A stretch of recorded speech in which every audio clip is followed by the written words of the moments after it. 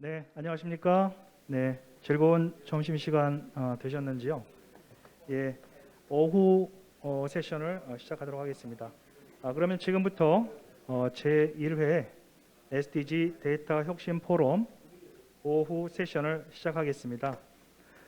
오후 첫 번째 세션인 세션 2는 데이터 세분화와 포용 정책을 주제로 진행하겠습니다. 세션 좌장은 통계개발원 경제사회통계연구실 최바울 실장님께서 수고해 주시겠습니다. 예, 그러면 세션 2 시작하겠습니다. 네, 안녕하십니까. 조금 전에 소개받은 통계개발원의 경제사회통계연구실장 최바울입니다. 오늘 두 번째 세션의 주제는 데이터 세분화와 포용 정책입니다. 데이터를 세분화해서 보는 이유는 우리 사회에 취약한 계층들이 얼마나 있는지, 또한 취약한 지역이 어디에 있는지, 그리고 취약한 국가가 어디에 있는지 이런 것들을 우리가 좀 살펴서 우리가 원하는 목표를 평균적으로 달성한다는 것도 중요하겠지만 세분화돼서 취약된 계층들이 얼마나 이 목표에 가까이 왔는지를 살펴보기 위한 노력이 굉장히 중요하다라고 볼 수 있습니다. 그런 의미에서 오늘 두 번째 세션에서는 세 분의 발표를 듣고 그리고 두 분의 토론을 듣는 시간을 가지도록 하겠습니다. 먼저 발표자를 간단히 소개를 드리겠습니다. 첫 번째 한국보건사회연구원의 정혜식 연구위원님 발표를 해주시겠습니다. 그리고 두 번째 한국장애인개발원의 조윤아 팀장님께서 발표를 해주시겠습니다. 그리고 마지막으로는 행정연구원의 한승원 연구위원님께서 발표를 해주실 예정입니다. 그리고 토론으로는 사회보장위원회의 윤태기 팀장님, 그리고 한국국제협력단의 안지휘 팀장님께서 참여해 주시겠습니다. 저 발표는 15분씩 발표가 진행될 예정이며 제가 1분 전에는 사인을 드리도록 하겠습니다. 그래서 주어진 시간 안에서 해당 주제를 좀 잘 발표를 해주시고 그리고 토론자분들께는 10분 이내로 토론을 부탁드리겠습니다.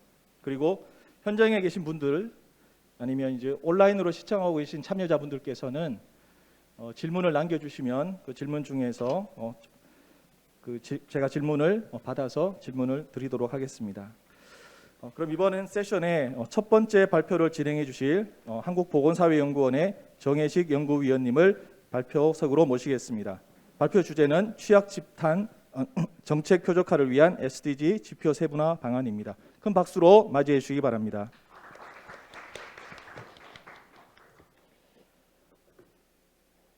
예, 안녕하십니까.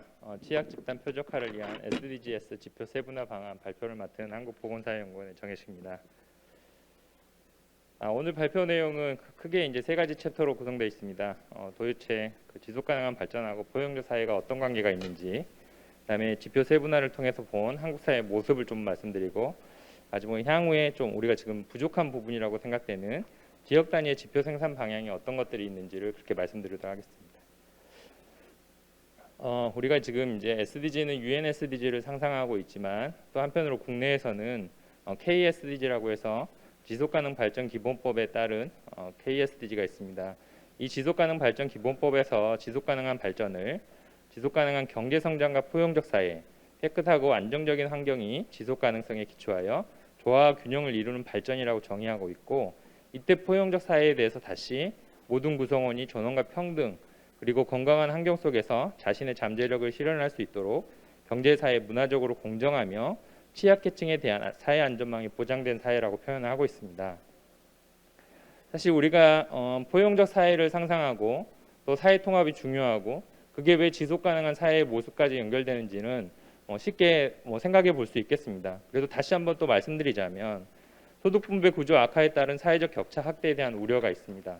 특히 노동시장 불평등이 소득, 자산, 교육 불평등으로 확산되는 문제가 있고 이런 것들이 사회적 측면에서 지속 가능성에 대한 문제제기로 이어지고 예컨대 사회적 이동성이 저하된다거나 또는 이런 이유 때문에 신뢰가 저하된다거나 등등의 이유로 갈등이 증가하는 그런 사회를 이제 상상하기는 그런 사회가 지속 가능한 사회라고 보기는 어렵기 때문에 우리가 이 부분에 있어서의 분열과 갈등에 주목할 필요가 있습니다.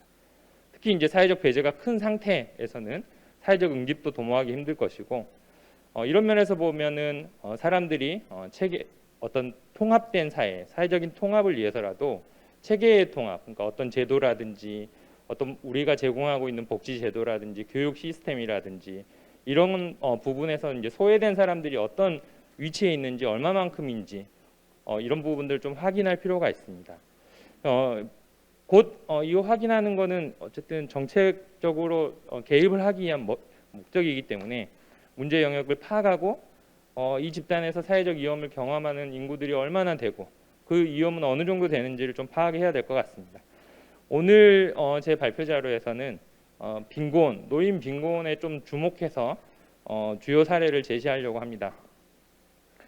뭐 앞서서 말씀드렸던 그림을 좀 설명드리고요. 자, 이제 지표 세분화를 통해 본 한국 사회의 모습을 말씀드리겠습니다. KSDG 1번 목표는 이제 주로 빈곤을 줄이고 사회적 안전망을 확보하겠다라는 것인데요.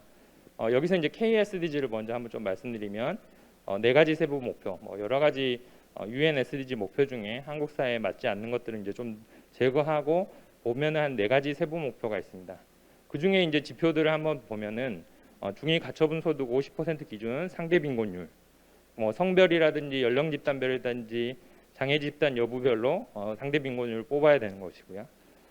그 외에 이제 복지급여 예산 및 GDP 대비 비율, 그 다음에 빈곤층과 취약계층에 대한 실질적 보장을 달성하기 위해서 의료비 가계 직접 본인 부담률, 고용보험 가입률, 국민연금 보험료 납부율, 이런 시스템들, 그러니까 방금 전에 말씀드렸던 사회적인 제도에 얼마만큼 사람들이 포괄되어 있는지 이 부분을 확인하는 지표가 또 포함됩니다. 그다음에 이제 그 외의 지표들이 있습니다. 그래서 오늘 요 빨간색으로 칠한 세 가지 지표들을 좀 중점적으로 보도록 하겠습니다. 상대 빈곤율입니다. 상대 빈곤율은 시장 소득 빈곤이라고 처분 가능 소득 빈곤율이 있는데 사실 시장 소득 빈곤율은 계속해서 높아지고 있는 상태죠. 그러니까 노인 인구가 늘고 노후 준비가 되지 않은 경제 활동이라든지 이런 것들이 되지 않은 경제 활동에 참여하기 어려운 노인분들이 증가하면 시장 소득 빈곤율이 증가할 수밖에 없습니다. 예를 들어서 사적연금이라든지 이런 것들을 준비하지 않은 재산 소득이 딱히 없으면 시장 소득 빈곤율은 증가할 수밖에 없고요. 반대로 이제 공적 이존 소득을 통해서 처분 가능 소득 빈곤율을 이제 낮춰야 되는. 그래서 우리의 전체 인구의 처분 가능 소득 빈곤율은 점점 낮아지고 있다라고 이제 말씀드릴 수 있겠습니다. 사실 더 중요한 건 이제 노인 인구의 빈곤율이죠. 노인 인구의 빈곤율이 시장 소득 빈곤율은 증가하고 처분 가능 소득 빈곤율은 낮아지고 있습니다. 자, 우리가 이제 지표 세분화를 하지 않았을 때는 그냥 이 정도의 이제 추세만 확인할 수 있는데요. 이것을 연령으로 한번 더 찢어볼 필요가 있습니다. 왜냐? 노인 중에서는 국민연금을 받고 계신 노인분도 있고 국민연금을 받고 계시지 않은 분들도 있기 때문에 우리가 이제 데이터들을 계속 찢어봐야 된다는 거죠. 그래서 연령으로 해보면 아동 빈곤율의 급감이 확인되고요. 사실은 원래 아동 빈곤율은 대체적으로 높아야 되는데 우리나라 아동 빈곤율은 낮은 건 이제 저소득 가구에서 출산 자체를 이제 기피하는 문제들이 발생한 거죠. 이제 노인 빈곤율은 두 연령 집단을 한번 찢어보는 거죠. 66세부터 75세, 그다음에 이제 76세 이상으로 구분해 보면 정기 노인이라고 표현할 수 있을 것 같은데요. 이쪽에서의 빈곤율은 꾸준히 낮아지고 있는 것들을 확인할 수 있습니다. 그렇지만 76세 이상 빈곤율은 크게 개선되지 않고 있습니다. 이 경우는 이제 대체적으로 국민연금을 더 받으실 수 있는 분들도 아니고 이미 고령이 되셨기 때문에 결국은 이제 다른 제도적인 대안을 찾을 수밖에 없다라는 이야기를 해줄 수 있는 거죠. 그러니까 노인 빈곤율 전체가 낮아지는 거하고 노인 빈곤율을 세분화했을 때 어떤 일들이 있는지, 우리의 정책 대응은 무엇이어야 되는지 이런 이야기를 해볼 수 있을 것 같습니다. 우리나라 노인 상대적 빈곤율 국제 비교해 보면 노인의 상대적인 소득 수준이 낮습니다. 방금 전에 말씀드렸던 것처럼 준비가 안 된 노후를 맞이하는 노인들이 많다는 것이고요. 이제 이 오른쪽 그래프를 보시면 우리나라는 근로 연령기에는 덜 준비하고, 그러니까 부담을 덜 하는 거죠. 세금도 조금 덜 내고 국민연금 보험료, 건강보험료도 조금씩 덜 하는 다른 나라에 비해서 덜 준비하고 노령기에 가난한 나라. 따라서 이제 어떻게 보면 이 준비하는 상태, 노후 준비 상태의 격차 변화에 주목해 볼 필요가 있겠습니다.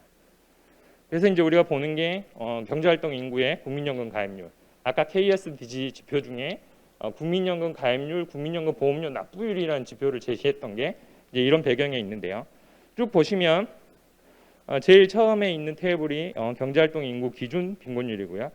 아마 이제 가장 많이 여러분들이 이 테이블을 접하셨을 때는 비정규직의 국민연금 사각지대가 줄지 않고 있다, 높다 이런 이제 테이블을 많이 경험하셨을 텐데요. 사실 이건 약간 통계 착시입니다. 60세 이상 고령자들이 이제 주로 비정규직으로 노동시장에 참여하시고 이분들을 국민연금 가입 대상 모수에 포함하기 때문에 이제 이런 통계 착시가 좀 발생합니다. 실제로 그래서 59세까지만 연령으로 제한하면 국민연금 가입률은 꾸준히 높아지고 있고 비정규직의 국민연금 가입률도 44.4%에서 53.4%까지 뭐 여전히 낮지만 좀 개선되고 있다. 그다음에 이제 비정규직 중에 정사장 지위는 임금 근로자지만 한 달에 60시간 미만 근로한다거나 이런 경우는 국민연금에 사업장 가입할 수가 없습니다. 이분들은 지역 가입하셔야 되거든요. 그래서 이제 지역 가입하는 경우까지 포함하면 이제 더 높아지는 가입률이 69.7%까지 높아지는 것들을 확인할 수 있습니다. 우리가 이제 데이터를 계속해서 세분화해서 보고 정책 방향에 맞춰서 봐야 된다는 것들이 이제 이런 테이블들에서 계속 확인되는 거죠. 방금 전에 말씀드렸던 부분들이기 때문에 좀 넘어가도록 하고요. 아까 방금 전에 말씀드렸던 지역 가입자 중에 그러니까 비정규직이시면서 지역 가입을 하는 경우까지를 포함하면 가입률이 2011년에 56%에서 2021년에는 69.7%까지 올라갑니다. 다만 이분들이 보험료를 다 내시느냐 이건 이제 또 다른 문제가 됩니다.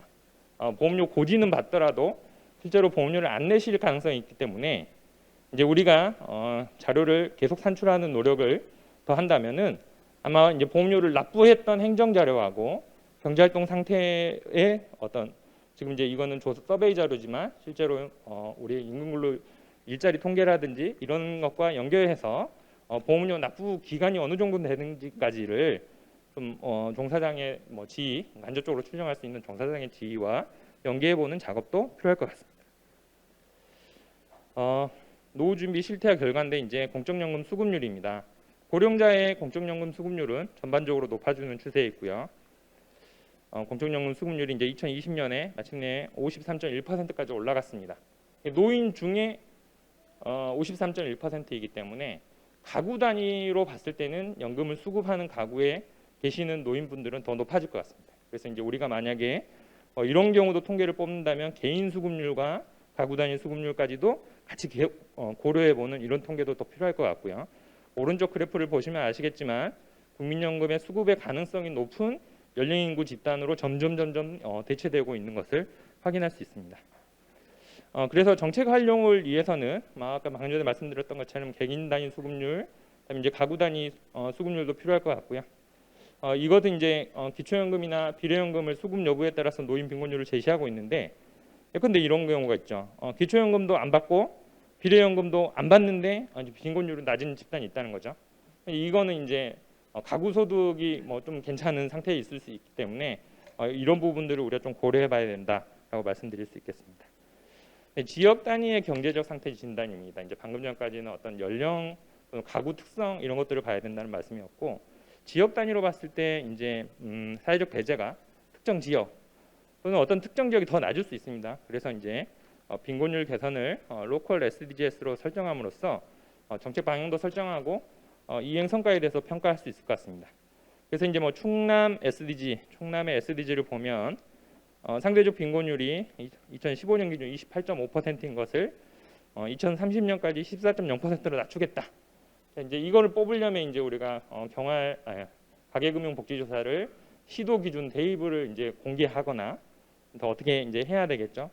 근데 이제 시군구로 가면 이제 사실 너무 어려운 문제가 되죠. 이제 시군구는 조사도 그렇게 되고 있지 않기 때문에 그래서 보면 충남 당진시 같은 경우는 이 지표를 기초연금 수급자 비율로 제시하고 있습니다. 기초연금 수급자 비율을 이제 문제는 이런 거죠. 기초연금 수급자 비율을 쓴다는 건 우리 지역에 얼마만큼 기초연금 수급자가 많다라는 건 알 수 있는데 그럼 기초연금 수급자를 낮춰야 됩니까? 노인 중에? 아니면 수급자를 더 높이는 게 맞는지. 그러니까 이제 이게 약간 측정하는 거하고 우리가 정책을 어떻게 설정할 거하고 이제 약간 저 아래 단위로 가면 갈수록 분리되기 시작한다는 거죠. 그래서 이제 이런 고민을 해야 될 것 같고요. 기초연금 수급률이 지역의 어떤 빈곤율이라든지 소득 재산 수준을 좀 적절히 반영하는 지표가 될 수는 있다. 그렇지만 방금 전에 말씀드렸던 것처럼 정책 목표가 될 수 있느냐? 이건 이제 좀 별개의 문제인 것 같아요. 우리가 경험하신 것도 있겠지만 최근에 그 90%까지만 이 재난지원금을 주었던 선별적 재난지원금 사례에서도 어느 지역이 좀 더 풍요로운가라는 것들은 좀 확인해 볼 수 있었습니다. 그래서 이런 것들을 우리가 대리 지표는 있지만 이게 정책 목표가 되기는 조금 어렵다라는 것이 있고요. 그럼 이제 정책 목표 또 다른 대리 지표들도 한번 생각해 보겠습니다. 최근에 보니까 이제 부동산 사이트 지인이라는 데서 빅데이터 지도를 제공하고 있습니다. 어떻게 하나 봤더니 그 지역에 있는 국민연금 사업장에 신고된 평균 소득을 이제 지역별로 이렇게 제시를 해주고 있는 거죠. 이 경우는 이제 보험료 부가소득 상한이 있기 때문에 이제 상한 이하, 그러니까 540만 원 이하의 평균값들이 돼서 약간 정보의 왜곡이 있지만 이런 정도의 사례들도 있더라라는 것이고요. 또 하나는 예컨대 이제 국세청의 가세소득 자료를 이용하는 경우입니다. 그 국세청에 신고된 소득들을 쭉 지역별로 뽑아서 어느 지역이 좀 더 빈곤한가를 이제 뽑아볼 수 있겠죠. 다만 이 경우에는 국세청 신고 소득 중에서 이제 몇 가지 한계가 있습니다. 뭐 면세 소득이 있는 경우에는 뭐 신고가 안 된다든지 이런 부분들이 있지만 우리가 이제 끊임없이 계속해서 나아가 봐야 되는, 그러니까 기초연금 수급률이라는 어떤 대리 지표가 가지고 있는 한계를 궁극적으로 극복하기 위한 노력을 계속해 볼 필요가 있겠다라고 생각이 듭니다. 마지막으로 이제 지역 단위 지표 생산 방향입니다.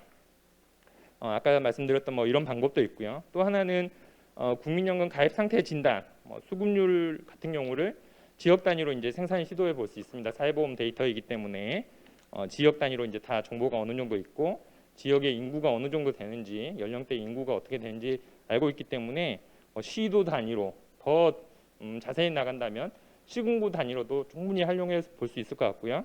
지금 지역의 지역 사회 지표 단위의 많은 보고서들에서는, 많은 시도 단위의 보고서에서는 지역의 국민연금 수급자 수를 이미 활용하고 있죠. 시군구 단위의 수급자 수를. 그러니까 이제 어느 정도 노후가 보장받은 노인이 어느 정도 되는지를 이제 쓰고 있기 때문에 우리도 이제 계속해서 SDG에서도 향후에 뭐 정책 방향에서도 이런 고민을 해볼 필요가 있는 것 같습니다. 마지막으로는 지역 사회조사 표준화가 최근에 이제 좀 이루어졌고요. 이런 면에서 보면 이제 객관적 지표가 아닌 가구 소득 만족도라든지 생계주의 어려움 정도를 시군구 단위에서 좀 이렇게 비율적으로 뽑아보는 것도 우리가 좀 가능할 것 같습니다. 이렇게 되면 사실 이제 주관적 지표이기 때문에 그 자체로 뭐 이걸 어느 정도 포인트로 개선하겠다라는 게 이제 목표가 되기는 어려울 것 같습니다. 그렇지만 지난 시기와 비교한 우리 지역의 어떤 종단적인 비교를 해본다거나 우리랑 어떤 지역적 특성이 유사한 뭐 대도시에 인접한 지역이라든지 농산어촌 지역이라든지 이런 유사 지역과 이제 횡단 비교들을 통해서 어떤 상태를 진단해보고 정책 방향을 설계할 수 있지 않을까 이런 생각을 하고 있습니다. 이상으로 발표를 마치겠습니다. 감사합니다. 네, 정혜식 연구위원님 발표 감사드립니다. 우리 사회의 특히 고령층의 빈곤율을, 그리고 연령과 또 지역, 그리고 고용 형태, 그리고 가구 원수라든지 우리가 좀 세분화되면 될수록 우리의 뒤처져 있는 사람이 누구인지를 우리가 알 수 있을 것 같습니다. 그래서 관련돼서 저희가 얼마나 취약한 계층들이 우리 주변에 있는지를 지표로 보여주셨습니다. 그리고 다음 두 번째 주제로는 한국장애인개발원의 조윤아 팀장님께서 SDGs 달성을 위한 장애인 복지정책 현황 및 방향에 대해서 발표해 주시겠습니다. 큰 박수로 맞이해 주시겠습니다. 네, 안녕하세요. 저는 SDGs 달성을 위한 장애인 복지 정책 현황 및 방향에 대해서 말씀드리도록 하겠습니다. 주로 이 자리는 제가 생각하기에 장애 관련 세부 통계가 왜 필요한지 그 필요성을 좀 말씀드리는 자리라고 생각이 듭니다. 지속가능 발전 목표 핵심 가치가 단 한 사람도 소외되지 않는 것이라고 볼 수 있습니다. 결국 이거는 장애인에게 가장 중요한 부분이라고 볼 수 있을 건데요. 장애인은 성과 중심, 효율성 중심 노동시장, 그리고 의무교육 이런 상황에서 매우 배제되고 차별을 겪는 취약계층입니다. 다 아시겠지만요. 그래서 소외, 배제, 차별, 낙인 이러한 용어를 떠올리면 장애인을 떠올리기 마련입니다. 선진국에서는 장애는 어느 상황에서든 모든 사람에게 일어날 수 있는 사건이라고 생각을 하고 있습니다. 그만큼 주위에 많이 있다고 볼 수도 있겠죠. 장애인의 삶의 영역별 위치는 어떻게 될 것인가? 우리가 이제 이 질문을 떠올렸을 때 장애인의 경제적 삶, 건강, 교육, 경제활동 정도, 안전 및 재난, 이 영역에서 장애인의 위치는 어느 정도지? 라고 보면 통계를 찾을 수밖에 없습니다. 그 통계가 정말 잘 구축되어 있느냐, 실질적으로 자세히 살펴보면 그런 만한 통계가 매우 미흡하다는 걸 알 수 있습니다. 그래서 장애인과 전체 인구 또는 비장애 인구와 비교를 통해서 현 장애인의 그러한 영역에서의 위치를 파악을 하고, 그리고 인권 관점, 아까 말씀드렸던 KSDGs의 목표치, 지향점 이런 것들을 설정하게 될 것입니다. 그 설정 목표를 토대로 해서 장애인이 배제되지 않도록 다양한 정책들이 마련이 되겠죠. 이것이 어떻게 보면 우리 장애인 복지 정책이 나아가는 방향이라고도 볼 수 있겠습니다. 장애는 이제 모든 생애 주기에 걸쳐 있는 특수성이 있습니다. 이제 보편적 정책이라고 말할 수 있는 정책이 있고, 거기에 장애의 특수 영역에 대한 고려 사항들이 있어야 되는 정책이 있습니다. 결국 보편적 정책 내에 장애 포괄적 관점이 필요한 상황입니다. 세부적인 통계는 촘촘하고 구체적인 정책을 마련하는 데 근거가 될 수 있습니다. 아동은 장애 아동이 있을 수 있고요. 교육 쪽에서는, 의무교육 쪽에서는 특수교육, 그리고 거주시설에서는 장애인의 거주시설, 그러한 공간 마련, 특수적이고 세부적인 부분들에 대해서 장애인의 고려가 필요한 상황입니다. 그래서 각 영역별로 지표를 설정하는 데 있어서 장애 여부, 장애 유형별 세분화된 통계는 되게 필수적인 요소라고 볼 수 있고, 이러한 요소들은 정책 마련을 하는데 매우 중요한 요소라고 볼 수 있겠습니다. UNCRPD라고 장애인 권리 협약이 있는데요. 우리나라는 2009년에 발효를 했습니다. 여기 제31조에 통계와 자료 수집이라는 규정이 있는데요. 협약에 영향을 미치는 정책을 수립하고 이행하도록 통계 자료 그리고 자료 수집의 필요성이 강조되고 있습니다. 결국 장애인 권리를 보장하기 위해서는 정책 수립과 협약의 이행을 평가하기 위해서는 통계 자료는 필수라는 것을 명시하고 있는 부분이라고 볼 수 있겠습니다. 장애 개념을 잠깐 말씀을 드리겠습니다. 이제 선진국에서의 장애를 뭘로 보고 있느냐가 매우 중요한 장애인 복지 정책을 바라보는 데 있어서 중요한 중요한 요소라고 볼 수 있겠습니다. 선진국에서 독일에서의 장애 개념 이렇게 규정하고 있습니다. 신체, 정신 그리고 지적 감각 이러한 장애뿐만 아니라 환경과의 상호작용을 통해서 어떠한 이제 뭔가 배제되거나 장벽과의 소통이 되지 않을 경우 이 모든 것을 장애라고 개념하고 있습니다. 결국 되게 많은 부분들을 포괄하고 있다고 볼 수 있겠습니다. 우리가 생각하는 신체, 정신 이러한 침해뿐만 아니라 누군가의 사회와의 어떻게 장벽들, 소통하는 부분에서의 괴리들 이런 것까지 모두 다 장애라고 말하고 있는 상황입니다. 하물며 우리 옆 국가인 일본에서도 2011년에 개정한 바 있는데요. 장애인이란 이러한 신체, 심신, 기능의 장애 그리고 사회적 장벽에 의해서 지속적으로 일상생활과 사회참여 이런 부분에 제한을 받은 상태를 장애로 정의 내리고 있습니다. 우리나라는 제2조의 장애인복지 제2조에 장애인이란 신체적, 정신적 장애로 오랫동안 일상생활이나 사회생활에서 상당한 제약을 받은 자로 규정하고 있는 상황입니다. 조금 다른 그 정의를 볼 수 있겠습니다. 우리나라는 장애 유형이 15개 장애 유형으로 구분되어 있는데요. 전체 인구 중에 5.1%를 차지하고 있습니다. 일반적으로 지체장애가 가장 많은 비율을 차지하고 있고요. 그리고 정신장애 10만 명 정도가 차지되고 있습니다. 이게 계속 그 패턴을 유지하느냐? 그렇지 않습니다. 2010년에 비해서 2010년에는 지체장애가 많이 주를 이루었다면 점점 10년이 지난 이후 현재 정신적 장애, 자폐나 그리고 정신장애인 분들이 좀 더 많이 늘어나고 있고 지체장애는 좀 더 감소되고 있는 상황입니다. 장애 관련 목표는 이제 사실 17개의 목표가 있었는데요. 그 목표들 모두에 장애 세부 지표가 다 필요합니다. 그래서 장애 포괄적 관점이 필요하다는 이유는 이 세부 지표들에 있어서 장애의 관점이 다 실려야 된다라고 볼 수 있겠습니다. 그래서 장애 여부 분리 통계가 다 필요하고요. 특히나 전체 인구와 비장애인과의 격차를 줄이는 것도 중요한 과제라고 볼 수 있겠습니다. 목표 1에서 빈곤층 감소와 사회 안전 강화 영역, 그리고 목표 2 목표 3 건강하고 행복한 삶, 뭐 만성질환 유병률이나 장애인 건강검진 수검률 이런 부분들 다 모두 다 장애 분리 통계가 필요할 것이고요. 교육 영역에서는 모두 다 필요하다고 볼 수 있겠습니다. 이제 간혹 한 주제에 따라서 장애인이 들어가 있는 영역도 있지만 전반적으로 모두 다 장애 영역이 다 포괄되어야 된다고 볼 수 있겠습니다. 그리고 성평등, 그리고 에너지의 친환경적 생산과 소비, 그리고 사회 기반 시설 구축 이 영역도 마찬가지고 장애 영역에 대한 부분들이 구체적으로 들어가야 될 필요성이 있고요.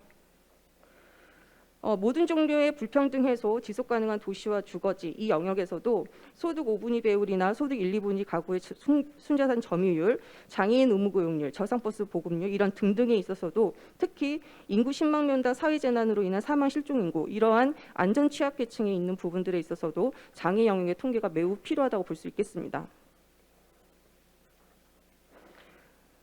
평화정의 포용 영역에서는요, 범죄율과 학교폭력 피해 경험, 아동학대 피해 아동 발견수, 실종아동 미발견수 이런 등등에 있어서도 장애 영역에 있는 지표가 매우 필요하다고 볼 수 있겠습니다.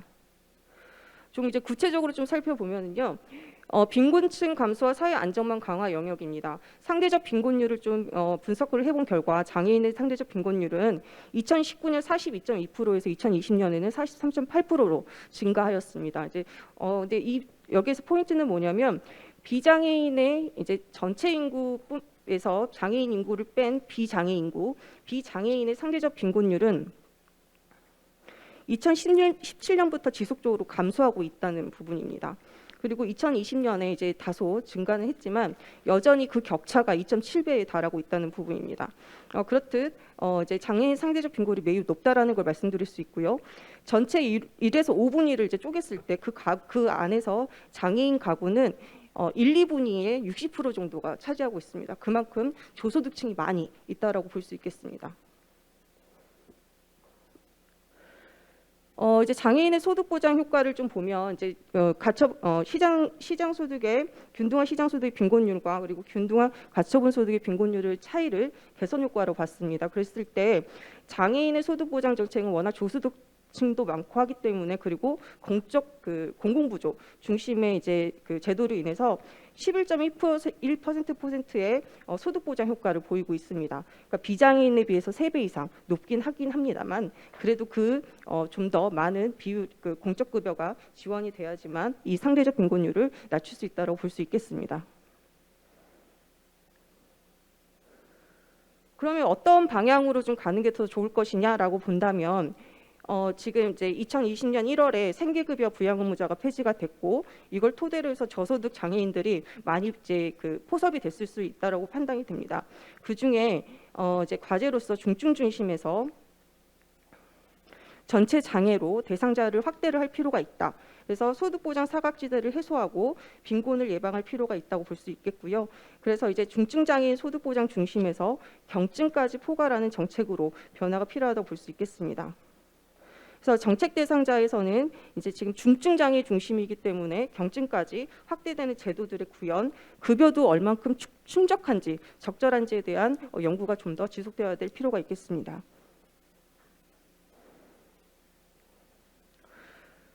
안전 취약계층의 안전사고 사망률 비중인데요. 이 부분은 작년에 이제 연구를 진행한 바 있는데 안전 쪽에서는 매우 취약한 계층임에도 불구하고 지표가 매우 적은 걸 알 수 있었습니다. 그러니까 통계치가 매우 적었는데요. 장애인의 손상 사망률은 전체 인구의 3배 정도입니다. 사건 사고에 많이 이제 노출되고 있다라고 볼 수 있겠고요.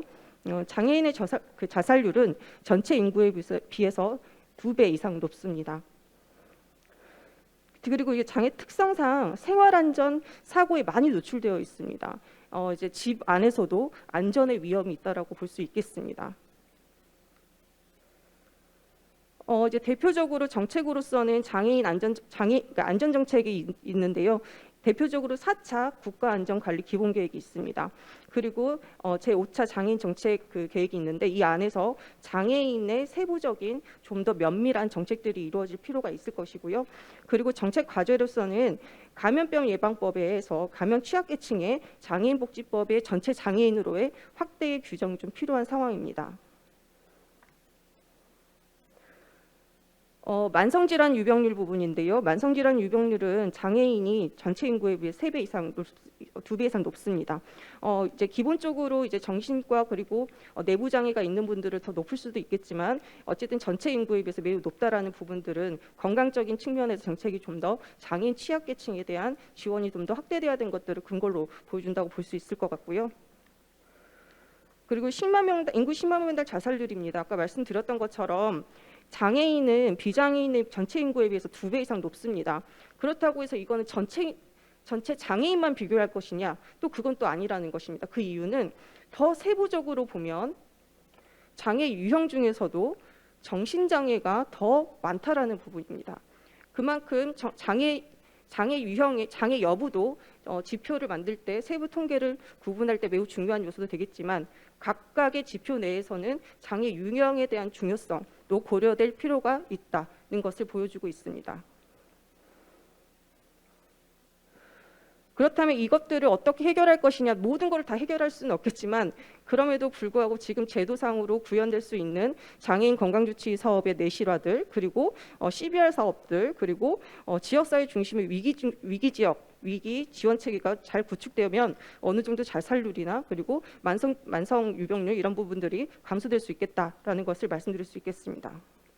그래서 자살률은 장애 분리 통계가 반드시 필요하고 특히나 그 안에서 장애 유형별 분리도 반드시 필요하다라는 걸 제안할 수 있겠습니다. 교육 부분은 모두 다 필요할 텐데요. 그 중에서도 일반 학교 특수학급 설치율은 가장 중요하다고 볼 수 있겠습니다. 어쨌든 의무 교육에 있어서 내가 선택할 수 있는 선택지가 좀 많아야 될 텐데 우리나라는 매우 적다라는 게 한계가 되는 것이죠. 그래서 선택지 확대가 필요하다고 볼 수 있겠고요. 특수교사 1인당 특수학생 수입니다. 이 부분도 특수학 교사가 적절히 있어야 된다라는 부분들이 매우 중요한 포인트라고 볼 수 있겠습니다.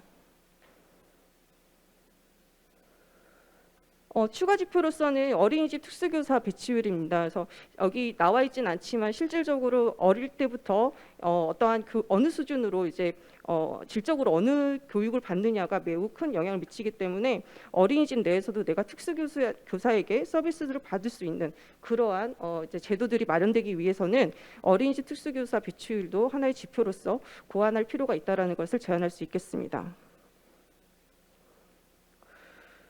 소득 5분위 배율입니다. 이제 장애인의 5분위 배율은 6.58배입니다. 그래서 비장애인에 비해서 0.8%배 포인트 높은 상황인데요. 그만큼 약간의 1분위와 5분위의 격차가 비장애인에 비해 좀 큰 편입니다. 소득 1, 2분위 가구의 순자산 점유율을 이제 분석해 보면 소득 1, 2분위의 순자산 점유율은 비장애인은 1, 2분위의 그 점유율의 비장애인 같은 경우에는 좀 증가 폭을 보이고 있다면 장애인은 감소폭을 보이고 있습니다. 그만큼 5분위가 더 많이 이제 좀 더 많은 자산을 차지하고 있다라고 볼 수 있겠습니다. 정책 과제로서는 장애인 장애연금 등 정책 대상자를 확대하고 국기초 등에서의 전체 소득보장 제도를 좀 더 확대할 필요가 있다라는 부분이고요. 그리고 장애인 연금과 장애 수당 등의 급여의 확대가 좀 반드시 필요할 거라고 이제 제안할 수 있겠습니다. 또한 이제 노동시장 참여율을 높일 수 있도록 어떠한 이제 인센티브나 뭔가 그 유인 전략이 좀 필요할 수 있겠습니다. 노동시장에서 일을 하고 싶지만 생계급여에서 탈락할까봐 일을 못하고 있는 그러한 장애인분들이 많기 때문에 어쨌든 장애인분들이 일할 수 있게끔 뭔가 시간을 생계급여를 좀 더 지속적으로 받게끔 유예기간을 둔다던가 의료급여를 지속적으로 받게끔 한다던가 장애 재심사를 받지 않도록 한다던가 이러한 전략들을 구현할 수 있겠습니다. 이제 고용률 부분인데 마지막 고용률 부분인데요. 고용률은 장애인 고용률은 비장애인에 비해서 절반 수준입니다. 지금 이 고용률은 장애인과 비장애인을 이제 구분할 수 있는 지표로 제시되어 있는데요. 특히 이 지표도 장애 여부 판단 외에도 그 장애 유형별 그 고용률도 매우 중요한 분리가 필요합니다. 그러니까 예를 들면 정신장애인 고용률인데요. 정신장애인 고용률은 10.9%입니다. 매우 적은 가장 낮습니다. 그래서 이러한 부분에 대한 정책적인 방향이 필요하다라고 제안할 수 있겠습니다. 그래서 이제 마지막으로서 정책 과제로는 공급자 중심이 아닌 당사자의 근로경험과 욕구에 맞도록 직접 찾아가는 일자리 제공이 필요할 것이고요. 중장년층에 대한 보통의 일상을 위해서 일자리의 개발 그리고 사회 참여형 공공 일자리가 필요하다고 볼 수 있겠습니다. 특히 이제 장애인은 비장애인에 비해서 40대부터 노화가 오거나 그리고 건강상의 제약을 많이 받습니다. 그리고 그때부터 공고사직을 받습니다. 그러니까 한참 일할 때 비장애인분들 한참 일할 때 장애인분들은 노동시장에서 배제가 되고 있는 상황입니다. 그렇기 때문에 이들을 위한 정책들이 마련될 필요가 있다고 볼 수 있겠습니다. 네, 여기까지 마치겠습니다. 감사합니다. 네, 조윤아 팀장님, 장애인의 지금 현황에 대해서 그리고 여러 가지 복지 정책 그리고 얼마나 빈곤한 상태에 있는지 그리고 고용률이 얼마나 낮은지 여러 가지 또 장애 유형별로 이제 취약 집단에 대해서 좀 설명을 해주셨습니다. 감사드립니다. 이제 마지막 세션 마지막 발표를 앞두고 있는데요. 그 전에 안내를 하나 드리겠습니다. 지금 온라인으로 한 120여 분 참여를 하고 계신데 궁금하신 부분들이 있거나 아니면 질문하실 사항이 있으시면 채팅창에 남겨주시면 저희가 추후에 토론 시간대에 참고해서 또 질문을 하도록 하겠습니다. 네. 이번 세션의 마지막 발표는 한국행정연구원의 한승헌 박사님께서 진행해 주시겠습니다. 오늘의 발표 주제는 국제개발 협력 관점에서 본 SDGs 데이터 세분화 현황과 지원 방안입니다. 큰 박수로 맞이해 주시기 바랍니다. 네, 안녕하세요. 한국행정연구원의 한승헌 부연구위원입니다. 오늘 방금 소개받은 대로 발표에서는 국제개발 협력 관점에서 SDG 데이터 세분화를 어떻게 이행할 수 있을까에 대한 고민 그리고 어려움 그리고 저희가 앞으로 어떤 방향으로 나가야 할지 그 방향성에 대해서 좀 짚어보는 시간으로 발표를 하고자 합니다. 아까 두 분의 발표에서는 국내 지표 중심으로 좀 살펴보고 오히려 국내 상황에 대해서 좀 더 청중들 분께서 익숙하시리라고 생각이 드는데 제가 발표하는 부분은 우리나라가 개발도상국 또는 해외 어려운 국가들의 ODA라는 그 자금을 통해서 어떻게 지원하고 있는지를 중심으로 발표를 하겠습니다. 네, 목차는 아까 말씀드린 대로 이렇게 진행을 하도록 하겠고요. 먼저 논의의 배경과 필요성에 대해서 말씀드리도록 하겠습니다. SDG의 성공적인 이행을 위해서 사실 지금 우리나라뿐만 아니라 전 세계적으로 다양한 노력을 하고 있습니다. 다양한 개발 재원들을 투입을 하고 있고 사업들을 진행을 하고 있는데요. 제가 여기에서 아까 ODA 관련한 발표를 하겠다고 말씀을 드렸는데 SDG 이행의 강력한 수단으로서 목표 17번이 있습니다. 이 17번은 성공적인 SDG 달성을 위해서 국제사회의 역할 그리고 정부, 시민사회, 민간 등의 다양한 이해관계자들이 어떻게 해서 참여하고 파트너십을 맺어 이행할 것인가에 대해 집중하고 있는 목표고요. 2021년 한국의 SDG 이행 보고서 작성에 참여를 했었는데 그 이행 보고서 리뷰하는 과정에서 사실 코로나19로 인해서 굉장히 국제적으로 오히려 국가 중심적인 그런 노력들을 회귀하는 경향을 보였음에도 불구하고 국제사회에 대한 지원에 모두가 동참하는 그런 대대적인 전환점을 맞이한 것을 확인할 수 있었습니다. 오늘 발표의 주안점은 크게 세 가지로 잡아보았는데요. 목표 17의 이행 결과에 대해서 간략하게 리뷰를 하면서 우리는 이 이행 결과를 통해서 어떤 정보를 얻을 수 있는지에 대해 한번 짚어보고 다음으로 이러한 정보, 이행 결과가 우리에게 어떤 교훈을 주는지를 살펴보겠습니다. 그래서 결국에 제안드리고 싶은 것은 이런 데이터를 통한 정보와 또 데이터를 해석하고 분석하는 과정에서 얻을 수 있는 교훈을 어떻게 정책으로 연결하는 이 세 가지 궁극적인 목적들의 넥서스를 이행할 수 있을 것인지에 대한 이야기를 하고자 합니다. 네, 여기에서 목표 17에 관한 세부 목표와 지표들을 좀 정리를 해봤는데요. 제가 작년에 참여했던 SDG 이행 보고서에서는 목표 17-2번, 즉 ODA의 그런 양적인 증감, 지원 분야, 국가 등에 대한 내용들을 분석을 하였고요. 다음으로는 17-11번 세부 목표에서 그러니까 전 세계 수출에서 채빈 개도국에 대한 비중이 전 세계적으로 또는 우리나라가 얼마나 증가했는지를 살펴보았습니다. 네, 한국의 ODA 지원 현황 분석 결과를 살펴보면서 이런 이행 결과가 어떤 정보를 주는지 간략하게 보도록 하겠습니다. 2020년에 한국의 ODA 규모는 약 24억 달러로 2009년에 11억 달러였는데 그 대비 2배가량 증가를 했습니다. 2010년부터 18년에까지 11.9%의 증가율을 보였는데요. 사실 OECD 다크 회원 국가 중에서 가장 높은 수준의 증가율을 보였습니다. 그런데 2020년 기준 국민 총소득 대비 ODA 비율이 0.14%였고요. 우리나라가 목표로 한 거는 0.2%였는데 거기에는 크게 미치지 못하였고 같은 해 다크 회원국의 전체 공여국 중에서도 27위로 매우 저조한 비중을 보이고 있습니다. 다음으로 양자 원조와 다자 원조의 비중을 좀 살펴보았는데요. 2019년 한국의 양자 원조는 77.1%로 다자 원조 22.9%보다 많은 비중을 차지하고 있었고 OECD 다크 회원국 역시 양자 원조가 다자 원조보다 더 많은 비중을 차지함을 볼 수 있었습니다. 그리고 소득 그룹별 양자 원조 지원 비중을 살펴보면 가장 빈곤하다고 할 수 있는 최저 개발국의 37.1%를 지원해서 이 부분에 있어서는 다크 다른 회원국보다 더 높은 수치를 나타내고 있습니다.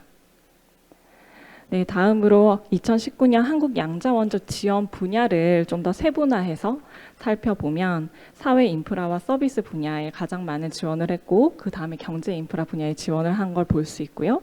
OECD 다크와의 비교를 해서 보았을 때 사회 인프라 및 서비스는 36.5%, 또 경제 인프라 순서로 지원을 하고 있음을 알 수 있습니다.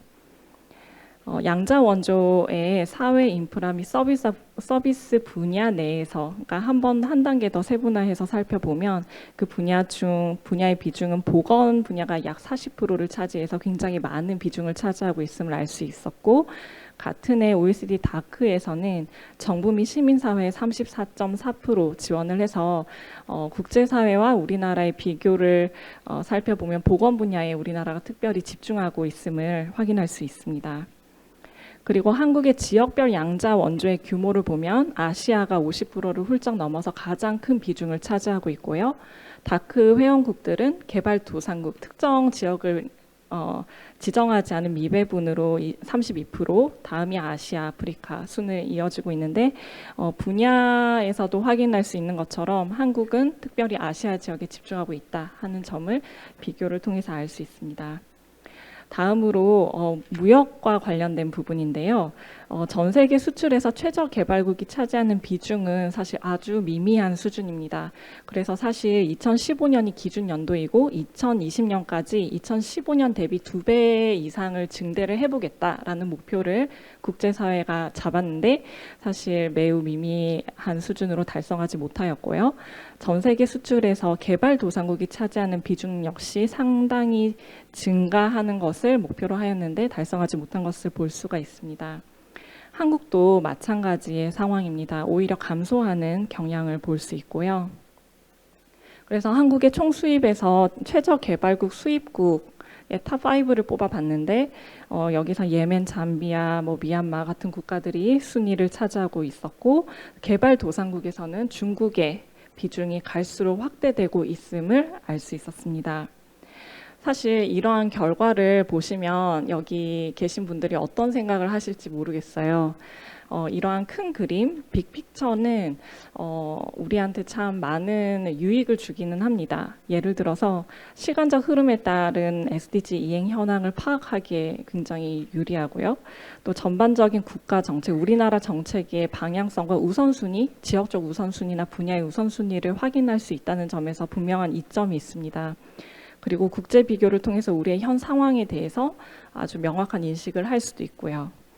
그리고 이러한 이행 결과 보고 정보가 굉장히 직관적으로 이해할 수 있는 형태로 나가기 때문에 어떤 누구나 쉽게 이행 결과에 대해서 이해를 할 수 있고 정보를 습득할 수 있다는 용이성도 확보할 수 있다는 강점이 있는 것 같습니다.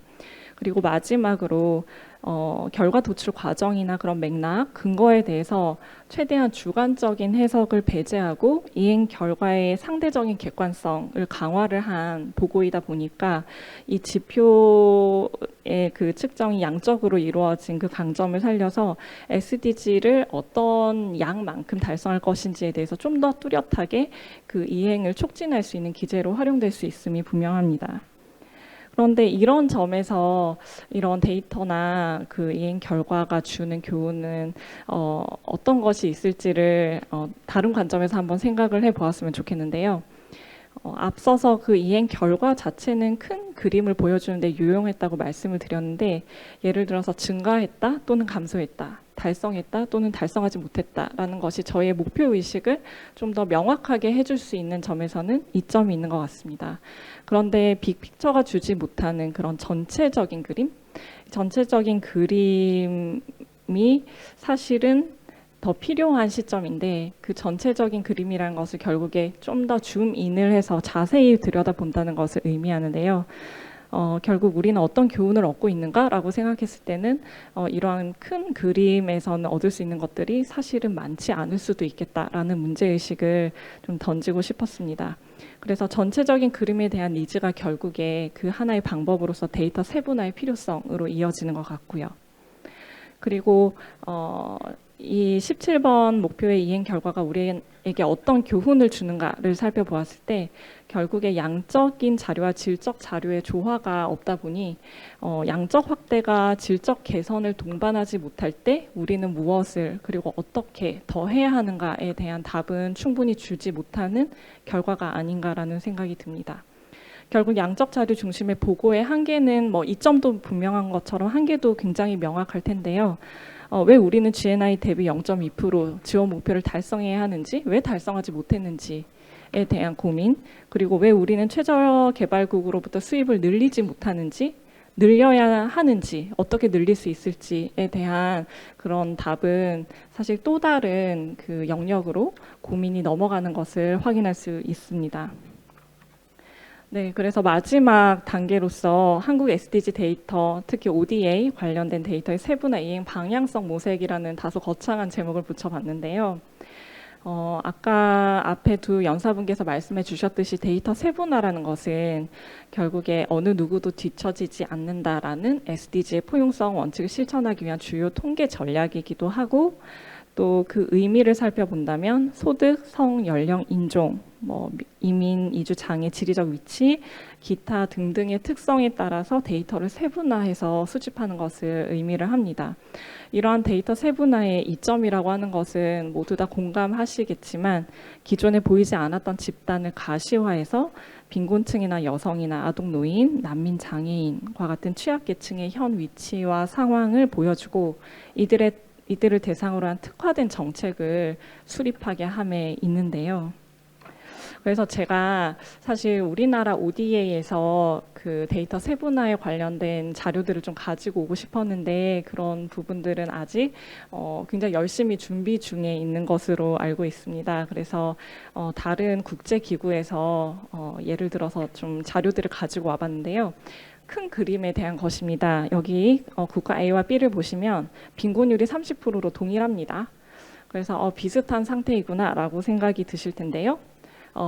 조금 더 줌인을 해서 그러니까 데이터 세분화를 한 단계 더 해본 전체적인 그림을 한번 봤을 때 A 국가는 세 개의 지역의 빈곤율이 다소 비슷한 수준이고 B 국가는 두 번째 지역의 빈곤율이 특별히 굉장히 높은 상태입니다. 이러한 세분화 단계만 거쳐도 저희가 뭐라고 해야 될까요? 그 제한된 예산, 자원들을 어느 국가, 어느 지역에 투입해야 될까에 대한 방향성을 잡을 수 있다는 점에서 데이터 세분화는 매우 유익합니다. 네, 한 번 더 줌인을 해보겠습니다. 두 번째 그 전체적인 그림인데요.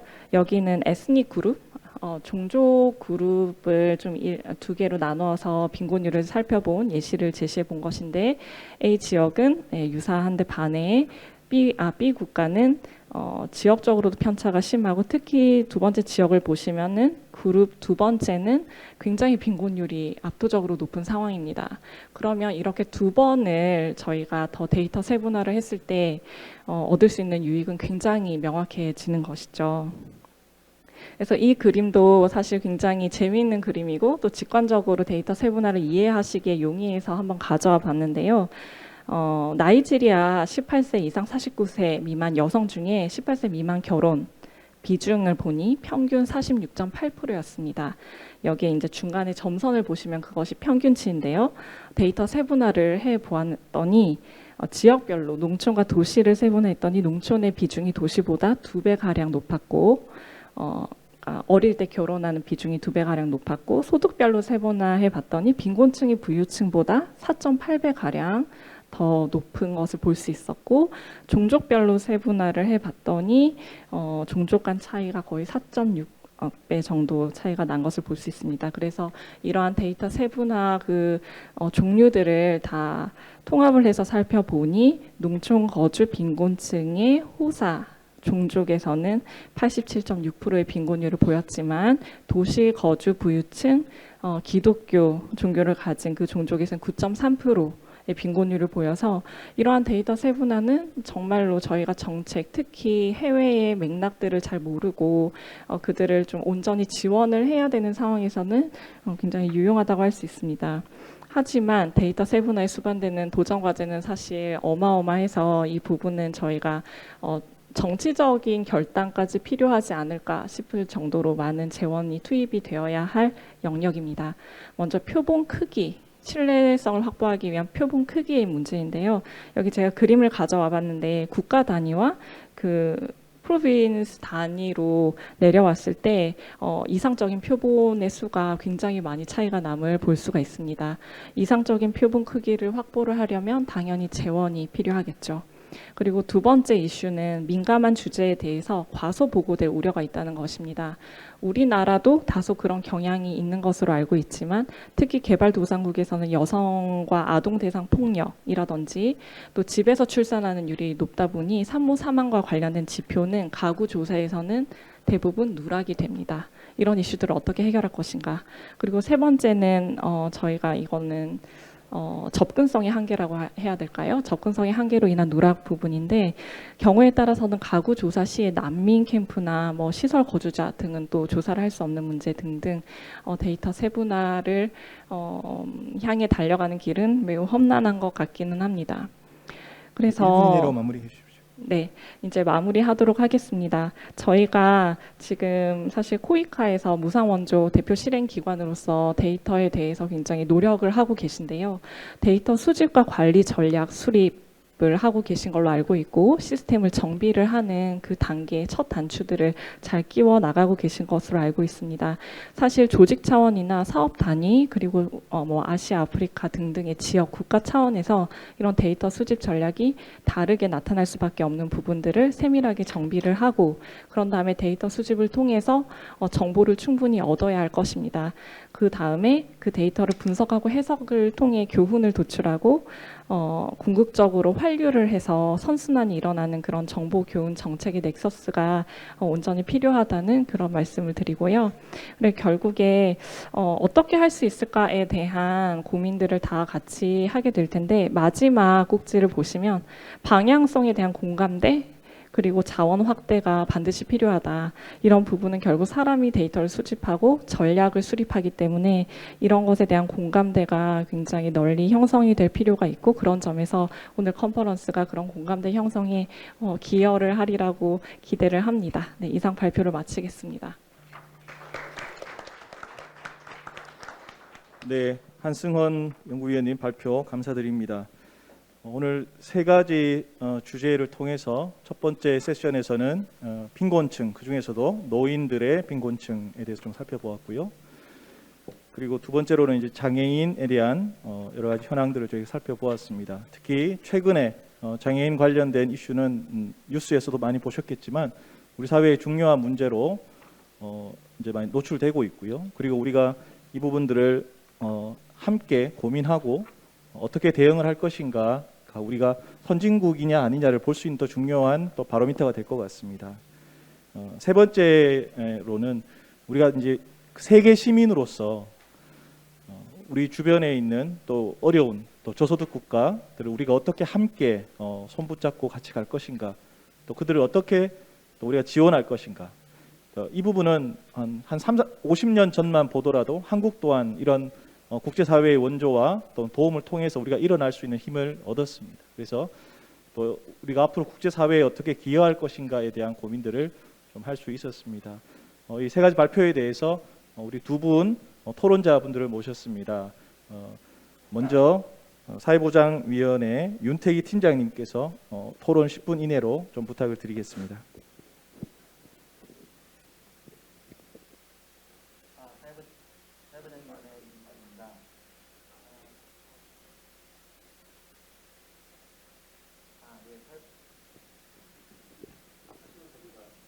예. 사회보장위원회 윤택입니다. 그 지속 가능한 발전을 위해서 데이터를 세분화하고 포용적 사회를 만들기 위해서는 사실 정부가 가지고 있는 공공 데이터를 자유롭게 활용하는 것이 되게 중요하거든요.